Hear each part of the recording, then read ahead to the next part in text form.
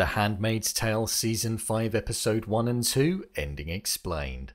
The Handmaid's Tale is back on our screens, and it's safe to say that it's looking as though it's going to be an extremely gripping and tense season. With us getting the first 2 episodes in one go, it allowed us to not only pick back up directly after the events of Season 4, but it also allowed it to progress the plot forward and see the direction in which the season's going to go. So with that, I thought I'd recap, break down, and explain all that there was to take away from the first 2 episodes. So let's get into it. Here is The Handmaid's Tale Season 5 Episode 1 and 2 Ending Explained. Just to let you know, this video will contain spoilers.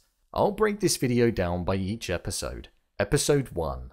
The first episode of the show I feel acted as a way of reintroducing us to the world after being away from it for some time. We had June in Canada directly after the events that unfolded on the fateful night with Fred, which resulted in the deal being orchestrated by Nick and leading to Fred being beaten to death by June and many others in the piece of land that's considered no man's land, due to there being disputes about whether or not it belongs to Canada or Gilead. We spent a large portion of the episode with June, where I felt as though the use of blood was the thing that struck me the most in the episode, and it was used as a reminder for 2 different reasons. It was used in the sense that it was Fred's blood on her hands, and she was happy that she did it, but it was also used as a way of reminding her of all of the bloodshed, death, and devastation that she's witnessed in the past. We saw a conflict in emotions with June in the sense that she wanted to move forward with her life and search for her daughter Hannah with Luke, but she was so deeply trapped in Gilead within her mind, with the teachings and the vengeful mindset that she grew to adopt, and it was proving to be hard work. She was fearful of her own self due to not knowing what she was capable of, so much so that she took herself to the police and handed herself in for the murder of Fred. But we saw that no charges were brought against her, seeing as though it was in the disputed territory and it essentially acted as a lawless land.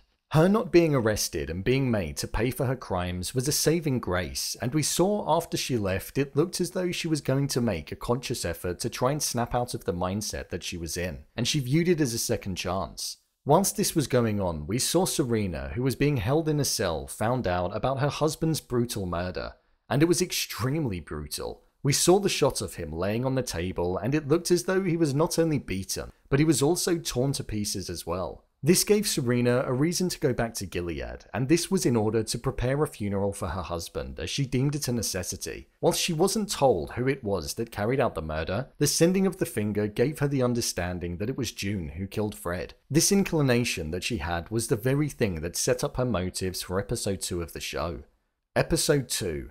Episode 2 of the show saw us broaden out the world and reintroduced other cast members back into the show, after establishing where we were in episode 1. We saw June take a little more of a backseat in this episode, as we knew that she was battling with the pull that Gilead was having on her, and the mindset that it forced her to have. So much so that she was expressing it onto others that she was around, and causing discomfort and experiencing flashbacks of the past. We saw her bury the weapon that she was given in episode 1 in her backyard in the snow, so I imagine it's safe to say that it's going to be coming her way, and she'll likely need to use it in the future. For the most part of the episode, we spent it in Gilead as we watched Serena meet with familiar faces, such as Nick, Commander Lawrence, Putnam, and even an inclusion of Aunt Lydia again. We saw that Serena believed that her husband deserved a funeral that was on a large scale due to the position that he held, despite the fact that he was a traitor. We saw Putnam not necessarily agree to it, but we did see it get confirmed once Lawrence spoke with them after Serena had left.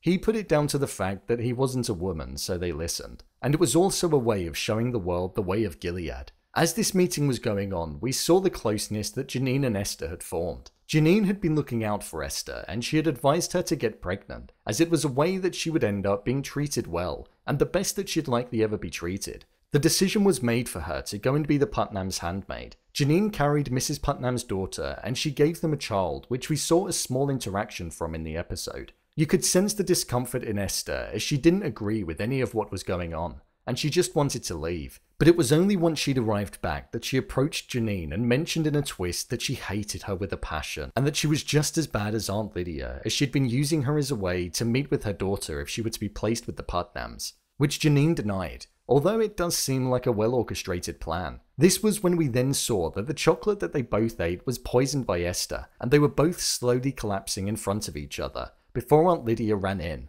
It's uncertain to say if they died at this moment, or if they just passed out, but it's definitely not looking good for them. Outside of this, we had Nick meet with Mark, where he was prepared to offer Nick a way of being able to see his daughter. However, it meant that he had to provide information on other commanders, and also the things that were going on inside Gilead. And it seemed as though he's going to be up for doing it in the future.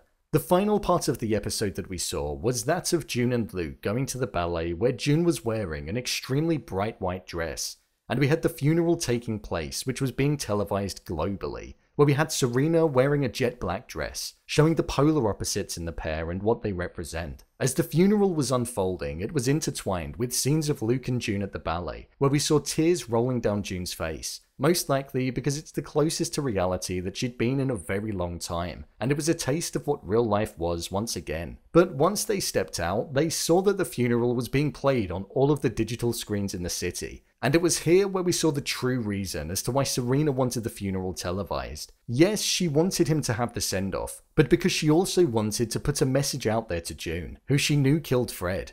Alongside Serena, we saw Luke and June's daughter Hannah, who they've desperately been searching for. We even got a smirk down the camera as if to say that she knew that June would be watching this. It doesn't look as though it's going to bode well for Hannah. She could undergo treatment in Gilead that may be expressed towards her due to her relation to June, or she could be used as a way of getting June to get back into Gilead, which was something that she said that she wasn't going to do in episode 1 of the show. I'm interested to see which direction it's going to take. I thought these first 2 episodes were really good. It reintroduced us to the world, we got to pick up with the characters directly from where they left off, and we saw exactly how the events that unfolded in season 4 had impacted June. I don't think it's going to be an easy ride for the characters, especially now knowing how close Serena is to Hannah. It's going to play on June's mind, and we may see her re-enter Gilead with the intentions of finding her daughter, but also reconnecting with the very people that she abandoned in episode 1.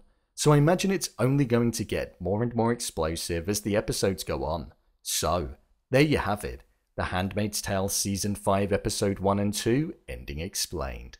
If you want to see more videos on The Handmaid's Tale, such as endings explained, theories and predictions, and character breakdowns, then click on the I button, or alternatively you can head over to my channel where you'll find them all. If you'd like to give me a show or movie that you'd like me to review, then head over to my Twitter, @brainpilot_, and tweet me what show or movie you'd like me to review next. And finally, if you'd like to see what I rate the latest movies that don't quite make the cut to getting a dedicated video, then head over to my Letterboxd profile. It's where I rate the latest releases in real time. What did you think of the first 2 episodes? Leave a comment down below, and don't forget to subscribe. I'll see you next time.